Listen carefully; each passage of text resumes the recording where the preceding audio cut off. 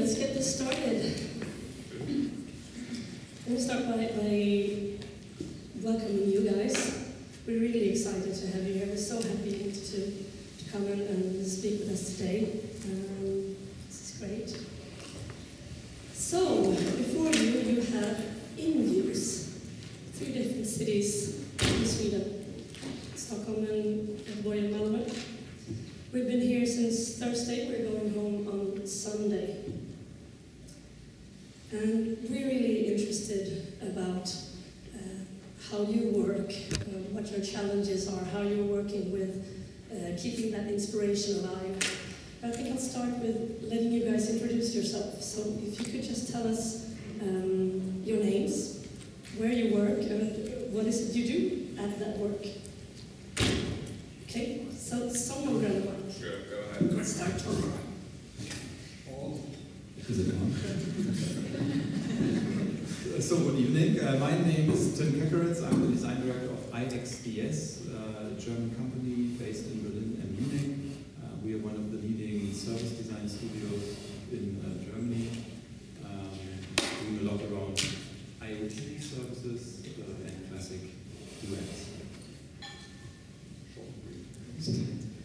I'm Wezowski. I'm the chief designer for SAP, a huge business software company. And I spend my time mostly on strategic design, future things for the innovation center for our chief innovation office here in Berlin. Hey, I'm Kueber. I serve as a VP of product for a consultancy called Iconmobile, and especially there in a group called Ubuntu that is dealing with new technologies in the connected world, and right now especially connecting things and people in Asia, specifically in India. I just landed from Mumbai, which is pretty exciting to be here. Is that good? Yes, perfect. You all get gold stars. Okay, we'll have some quick questions just to begin with, just to get you guys start talking. Can start with Thomas again. What's the best thing with your job, do you think? Yes, please. That will do. Yes. Oh, the best. The best part of your job right now? Of course, being recognized by people like you and invited to this.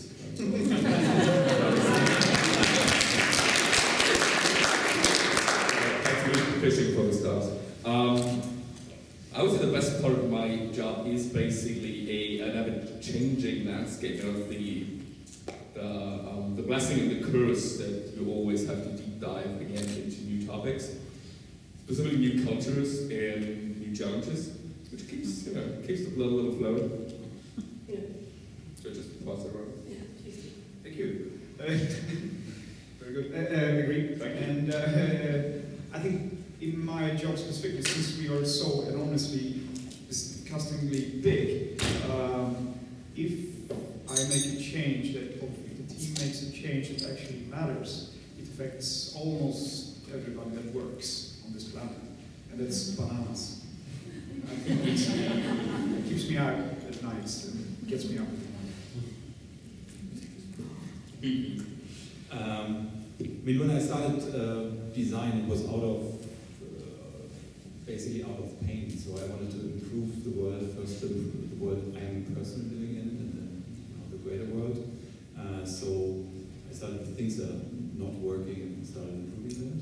And then I turned to other people looking what's not working for them, and find ways to improve that. And luckily now I'm in a company where we always start with people, like we start with research, and we always end with people, like testing what we did. And I'm very grateful for having the opportunity to meet so many people, see how many people live, work, do things, and I guess this sharpens my eye, and I'm very grateful for that. How often do you meet with real users? Every day, I guess. Every day. But inside of projects, I mean, there are alone this week we I think had 3 projects where regular people came in, and 2 teams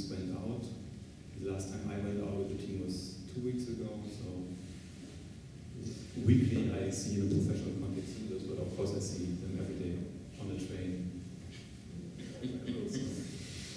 Do you see them as much as you'd like, or is it still that you'd want to get out there more? I think if you have the right mindset, you see them everywhere. So, if you start doing user research and observations, and you can develop a certain level of observation eye, the same way like if you're into typography, you see typographic errors everywhere, and some things can be unseen. And that's the same way. Like you see people using, for instance, apps really every day on the train, and you see usability problems every day on the train.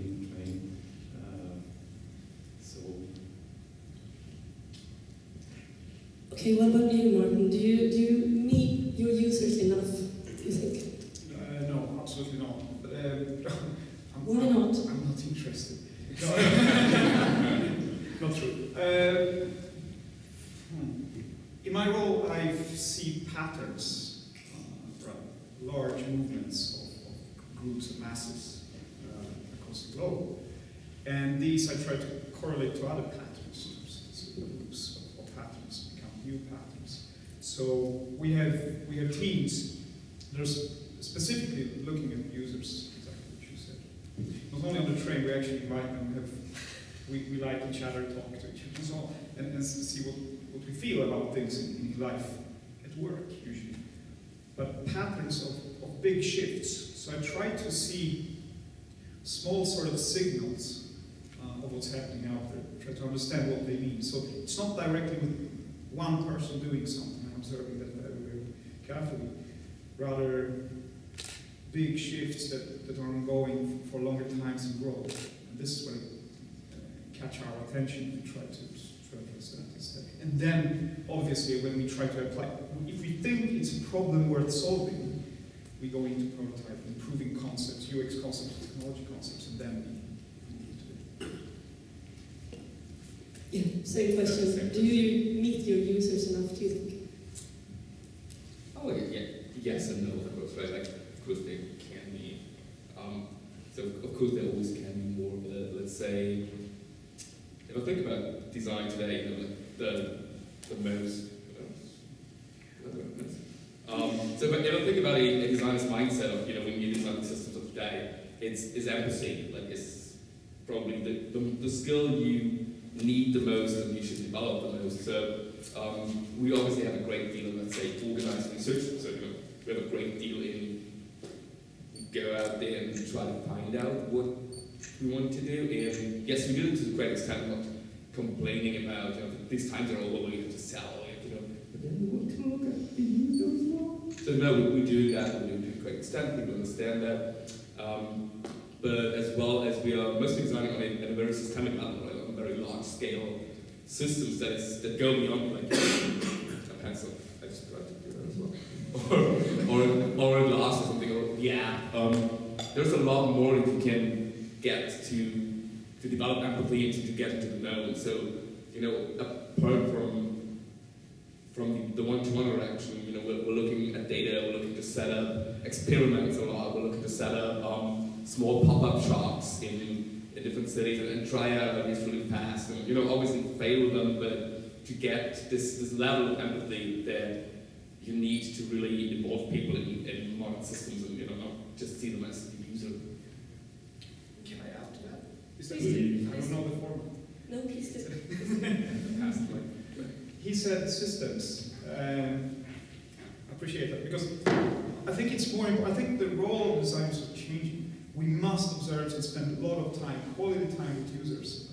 Absolutely. It must be intimate, deep, on that level. Absolutely agree. But I think we're in an era where we're shifting from designing we're designing change. That's one thing we do. That's our new job. We don't design artifacts. If there's change, there will be new relations to that change. It could be another human being or a thing or something. And instances of change are good. But I think platforms of change are better.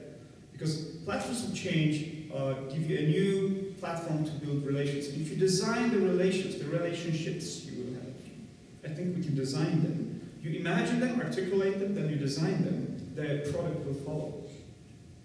So, and I see that mistake often. People start with a product, an app, whatever, because they think it's cool, it's needed, they have an assumption. No. Design a relationship. Imagine that, describe it very, very well. And I tell you, 10 products will follow. Just choose one after that. Don't start with a product or a feature, even worse.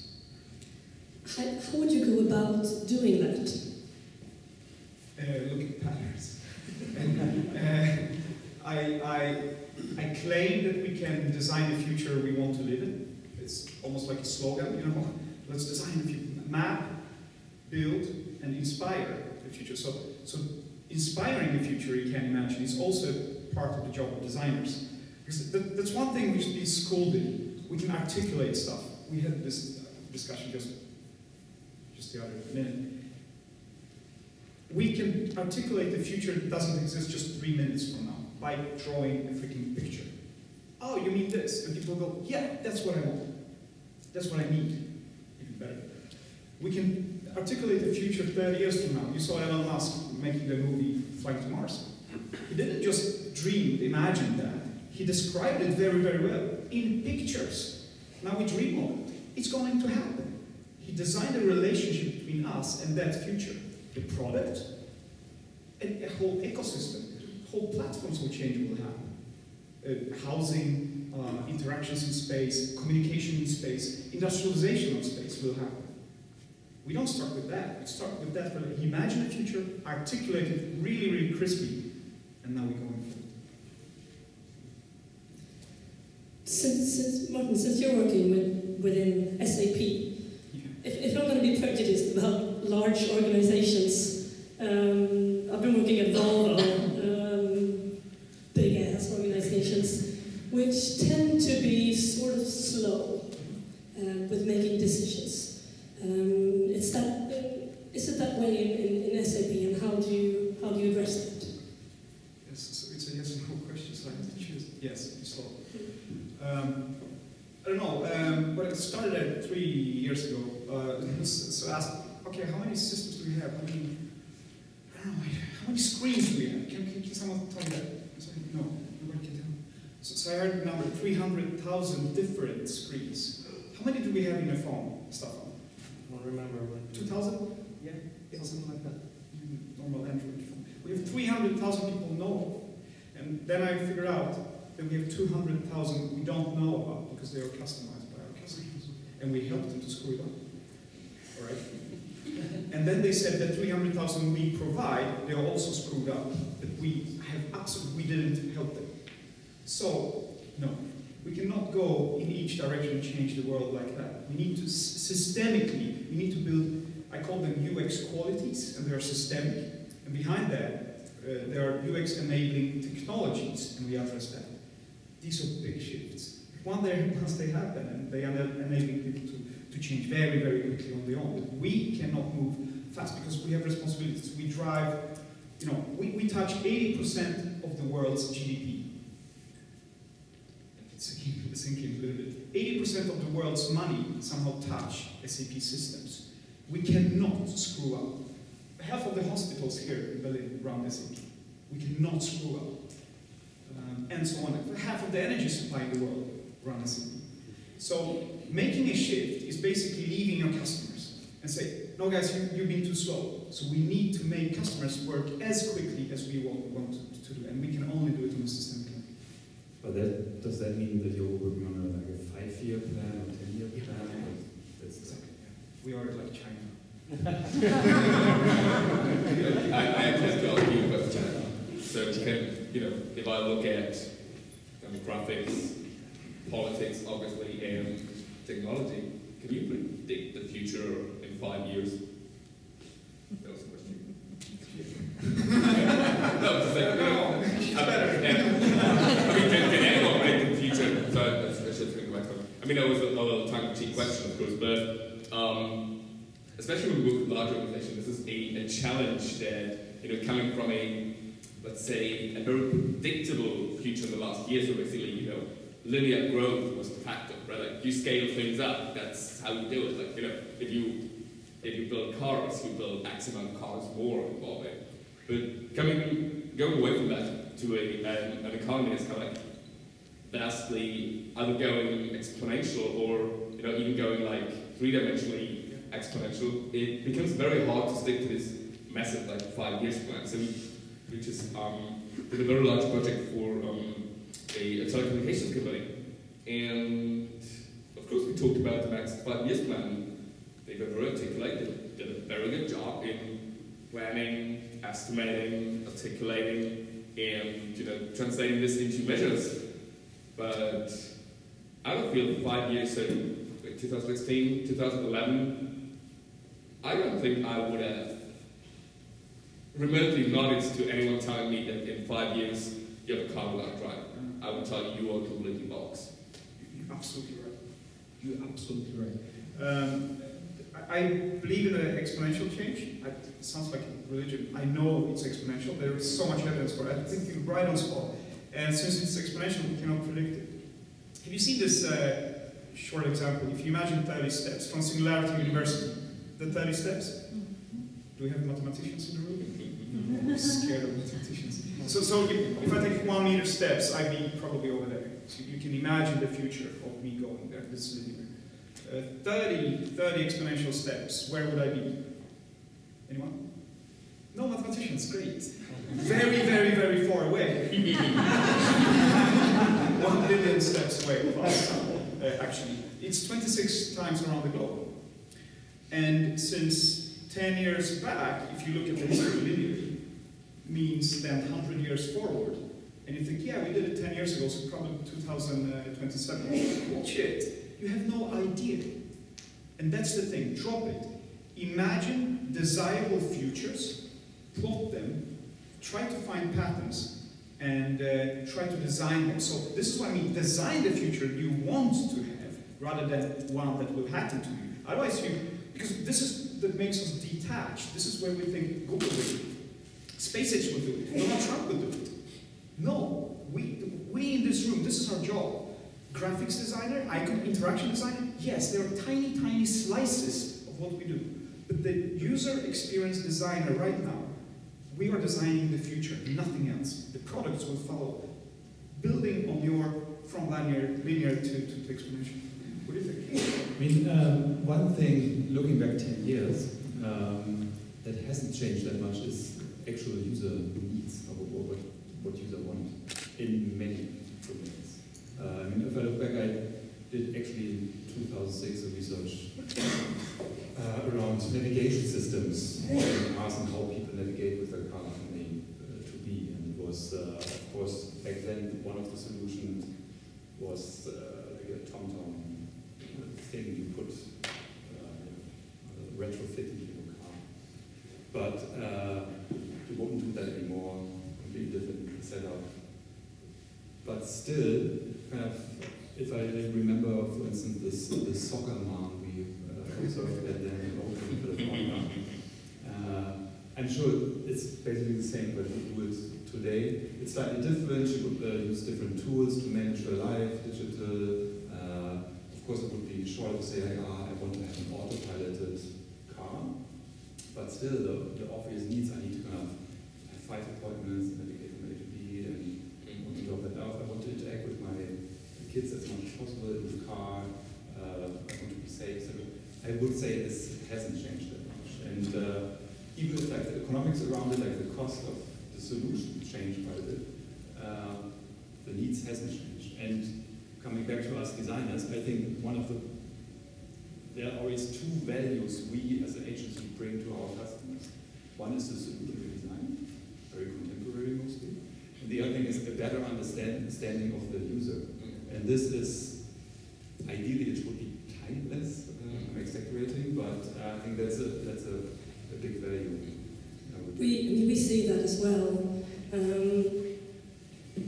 That those basic needs don't change much over time, but since the technological development is going so fast that the number of different ways to satisfy those needs I mean, they grow exponentially. If I'm going to be prejudiced again, I'm going to start asking Thomas, how many people are you at Bambutsu? We are a tiny division in Iconmobile. The Iconmobile group right now is around, and I'm sure I'm lying, I should know, sorry, around 200 worldwide. I think 220 right now, but I would think that... We're 18 million. Yeah, okay. I would think that your kind of organization could at least be swifter. You probably all read Lean Startup, build, measure, learn, being able to do that. Are you able to be more free when you're smaller and iterate faster and all that? Yes. Okay. Let me elaborate a little bit. A little tricky. I actually have been in larger corporations as an employee as well. And as you are all sitting here, I heard some of you been to Sony and all this. Stay where you are. You can make a lot more difference. I was actually frustrated by the time you spent on organization. No offense. I'm hearing the counterpoint is a lot larger. You can make a lot more difference, which is true. And it probably depends on the organization, but the amount you spend for the organization is tremendous.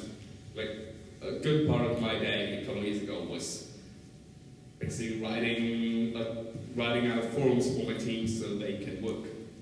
And I got frustrated with this, so the answer is clearly yes. Okay, what is the biggest challenge at Bambutsu right now, do you think? Yeah. So here's a thing that I find myself guilty of, and it kind of goes to the vision that you both have been bringing up. We try to be at the forefront of technology. We try to envision a world of connected services, objects, people, identities, and I think the biggest challenge is to clearly articulate how scary this can be as well. I think that we as designers, and I'm guilty of that, we're not thinking enough about the dystopia as well. We are very focused on, because we're getting paid for it, right? We're very focused on designing the utopian version, and we should do that. That's our job. That's the outcome. But I've seen great work. I think Matt Jones brought this up in one of his talks last year in Helsinki. That we should be thinking about as well what can go wrong. So I'm designing a world of connected objects. There is a lot of things that, excuse me French, can fuck up, but this can kill people. We talked about this over the last drink. At the IXDS Awards, we're now seeing designers designing law enforcement software, which is great. Like, designers should be in there. But I don't want to be, in the shoes of the person that gets stopped by the police and, by the way, Black Lives Matters, that gets stopped by the police and, at gunpoint because some data got wrong or some infographic went wrong. So we should actively think about it, and that's a challenge because it hurts.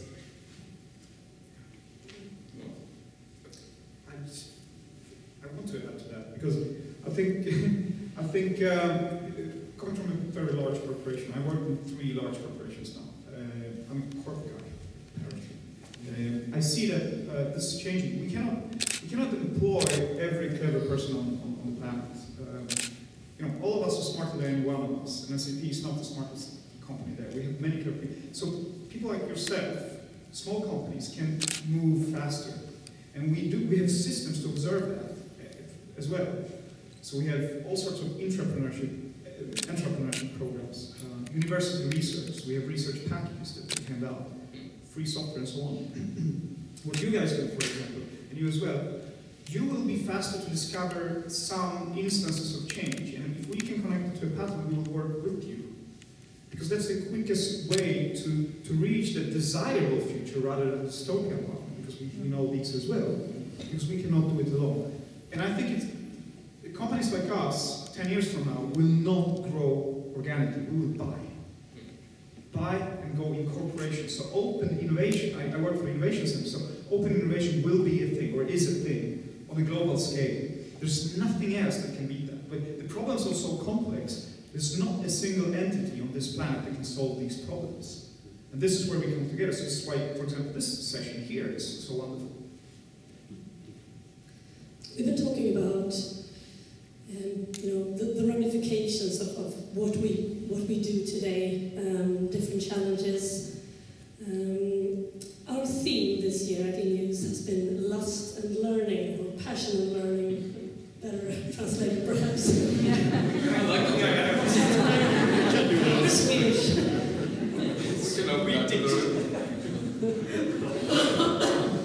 But it's all fun and games when you're feeling that inspiration, when you feel like, oh my God, we can actually change the world in those kinds of projects. What you were talking about, Arden, what you do actually affects so many people, and there's no end to the technological possibilities. But what about those days when you just feel like you want to crawl under a stone and just go back to sleep? What about you, Tim? What do you do those days? What's your best tip?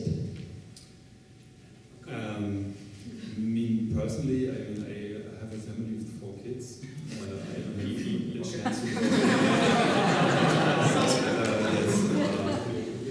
that's very practical.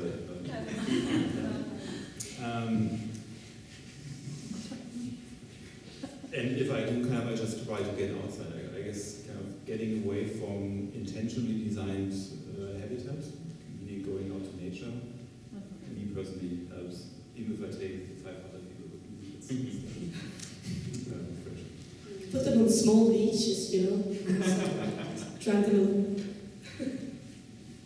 Thank you. What do you do? What about you? I mean, that really can be tough, right? Because as a creative, you kind of like, I believe we're a little bit more attached to our work than most of other professions. So take it very personal, things go wrong, and we have a lot of self-doubt when we don't get the creative spark anymore, and all of this. And I mean, I don't have a recipe for success. I think the thing that keeps me going is the same thing that keeps me going when I actually do my work, which is people. Design is for people. It's like I think the passion we all share. We want to help people design work, and if you want to get your own kind of like work going, it's reconnecting with people. So you were telling me about and Jane as well. We talked about business development, the conference that you do, which is a wonderful thing happening every year in Malmö. And for me, the best thing about going to these events is events like this as well is not so much the speaker or the topic. It's more like, you connect to other people, you get the same problem, you get it going, and you connect to the passion of other people, and it can be infectious, and that's a good thing. What about you, Martin? Poetic. No, I really. I think I watch a lot of science fiction movies. Okay, and I think it's good. It's very important because what these guys have done, they articulated the future, right? And you can judge, usually it's dystopian because it's from Hollywood and all shit is going to hit the fan. Then you can imagine the alternative to that, because it's easy if you see what it should not be, you can imagine what it should be. And this is what I do when I go to sleep, okay, that thing with that thing, and then we have free energy, that's good, because this is how I think. So, when it's really, really boring, or it's really hard, the ship is really hard to turn around because it's so big, I turn to these outlets and also force myself to the accountability that designers, we have nowadays. We actually, so I usually say, you and I, everybody, your customers, everybody on this planet will spend the rest of our lives in the future, right? So if you start with that, that's your Monday morning. Right? So if it's bad now, it's going to be worse if you don't have that coffee, shape up, go to work. So that gets me going. That's a good one. We're still out of time. I just have one final question. Is there something you know now that you wish you would have known when you started out your career? That you wish someone would have told you when you started out?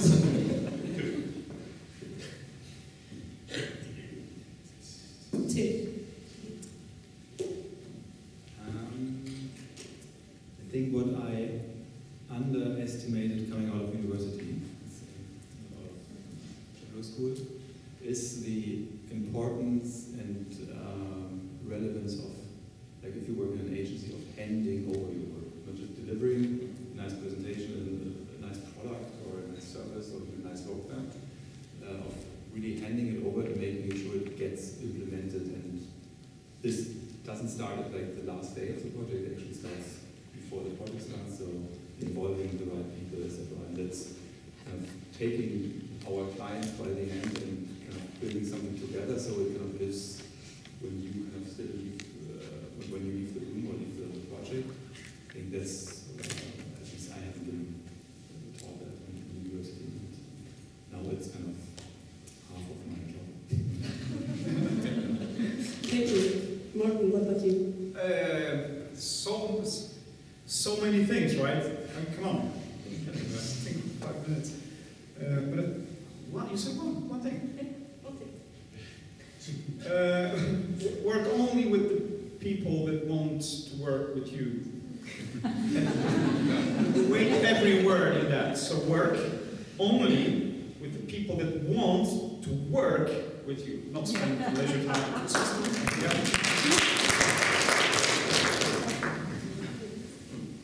And I'm still thinking of an answer. Like you said, there are so many things. I think, to add up to what both of you said, it's not only your work, which sounds a little harsh and sounds a little dull as well. Coming out of university and you learn so much and you want to bring it to the world and you make everything better, and then you run against this wall and you get shut down meetings and you get frustrated. All this mediocre work gets promoted, and you go down, and you cry, and pile of stone, and all of this, and it's a lot. It's a big deal about selling the work, as harsh as it sounds. This can be a good thing as well. It means that you are very clear and articulate about your work as well. It's not only doing the work, it's communicating the work as well. We as designers should know that. But yeah, it's maybe the one thing that I had to learn the hard way. Great. Thank you. Thank you. Thank you so much for coming. We have gifts as well. Another will be applause.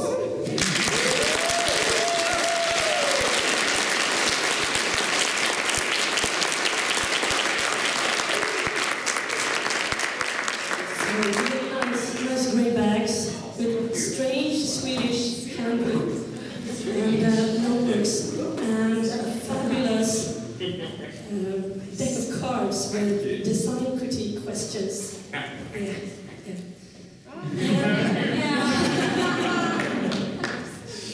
The salt licorice is the strangest one, I think, for Germans. But you're practically Swedish. I practice. Oh, great. I'm in Copenhagen once in a while, and then the first thing is like a soft ice cream with licorice. Thank you so much for coming, and we hope you'll join us and drink some more and mingle with us if you have time. Totally welcome. Thank you again so much. Thank you.